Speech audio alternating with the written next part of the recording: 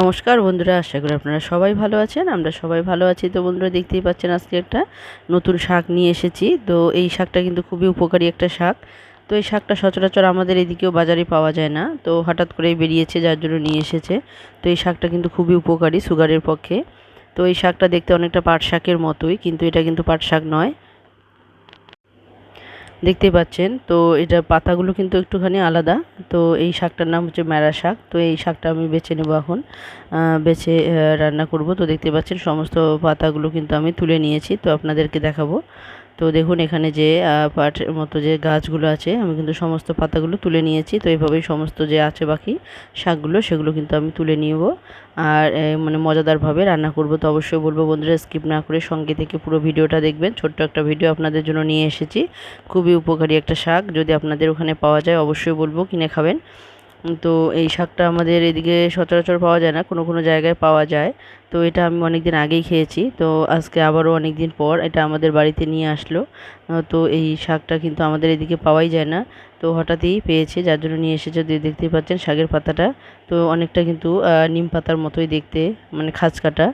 যে পাট শাকের যে পাতা আছে সেটা একটু বড় টাইপের হয়, তো এটা কিন্তু একদম নিম পাতার মতো ছোট ছোট টাইপের হয়। তো এই শাকটা কিন্তু একটু নিম পাতার মতোই তেতো তেতো ভাব, কিন্তু এই শাকটা খুবই উপকারী সুগারের পক্ষে। তো বন্ধুরা দেখুন, এখানে আমি লোহার কড়াই বসিয়ে দিয়েছি, আর এখানে দিয়ে দিলাম তেল, আর এখানে দেখুন 3টা কাঁচা লঙ্কা আর একটুখানি পাঁচফোড়ন দিয়েছি। তো শাক তো আমরা অনেকভাবেই খাই, তো এভাবে যদি রান্না করা যায় তাহলে এটা কিন্তু খেতে খুবই সুস্বাদু হয়। তো অবশ্যই বলবো এই শাকটা কিন্তু ঝোল হিসেবেও খাওয়া যেতে পারে। তো এই শাকটা আমি যেভাবে রান্না করছি, তো এটা আমি ভাজা করব। তো এইভাবে কিন্তু আপনারা কিন্তু এটাকে যদি একটুখানি মশলা দিয়ে করেন তাহলে কিন্তু এটা ঝোল হিসেবেও খাওয়া যাবে। তো এটা কিন্তু ঝোল হিসেবে খাওয়াও খুবই উপকারী। তো অবশ্যই বলবো বন্ধুরা, আমার এই শাকটা আপনাদের কেমন লাগলো অবশ্যই কমেন্টে জানাতে ভুলবেন না। আর এই শাকটা আপনারা কে কে খেয়েছেন অবশ্যই জানাবেন, আর কাদের ওখানে বেশি পাওয়া যায় সেটা অবশ্যই কমেন্টে জানাতে ভুলবেন না। তো অবশ্যই বলবো এই শাকটা যদি আপনারা পান তো বেশি বেশি করে খাবেন অবশ্যই। তো এই শাকটা কিন্তু খুবই উপকারী। তো বন্ধুরা দেখুন, এখানে কিন্তু আমার যে শাকটা আছে সেই শাকটা কিন্তু দেখুন অনেকটাই কিন্তু চুপসে গেছে। আর এই অবস্থাতে আমি দিয়ে দিলাম লবণ, কারণ আগে দিয়ে লবণ দেইনি। লবণ দিলে পরে বোঝা যেত না কতটা শাকের পরিমাণটা। তো শাকের পরিমাণটা যখন একটু কমে এসেছে, তো সেই আন্দাজ মতো কিন্তু আমি এখানে দিয়ে দিলাম লবণ। আর লবণ দেওয়ার পর কিন্তু আমি এটাকে ঢেকে দিয়েছিলাম। তো এটা কিন্তু ঢেকেই সেদ্ধ করে নিতে হবে একটুখানি শাকটা। তো দেখুন এখানে কিন্তু পাতাগুলো আমি ছিঁড়ে নিয়েছি, আমি কিন্তু এটাকে কাটিনি। আর আপনারা চাইলে কিন্তু এটাকে কুচি কুচি করেও কেটে নিতে পারেন, কোনো অসুবিধা নেই। তো আমরা সাধারণত এইভাবে এই শাকগুলো খাই। অনেকে আছেন যারা কেটে কুচি কুচি করে কাটেন, কেটে খান, তাদেরকে বলবো অবশ্যই আপনারা আপনাদের মতো করে রান্না করবেন। কিন্তু অবশ্যই বলবো এই শাকটা কিন্তু ভীষণই উপকারী। অবশ্যই যদি কোথাও পান অবশ্যই কিনে খাবেন।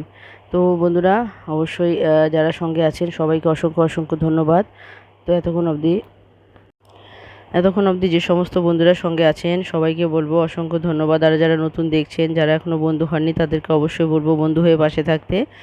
কারণ আপনাদের মানে একটা সাবস্ক্রাইব, একটা লাইক কিন্তু আমাদেরকে অনেকটাই উৎসাহিত করে নতুন নতুন ভিডিও আপনাদের কাছে নিয়ে আসতে। তো অবশ্যই বলবো বন্ধুরা, যারা দেখছেন, যারা এখনও বন্ধু হননি, তারা অবশ্যই সাবস্ক্রাইব করে বেল আইকনটিকে ক্লিক করে রাখবেন, তাহলে যে কোনো নতুন ভিডিও আসা মাত্র আপনাদের কাছে পৌঁছে যাবে। তো বন্ধুরা, সবাইকে আবারও বলছি অসংখ্য ধন্যবাদ এতক্ষণ সঙ্গে থাকার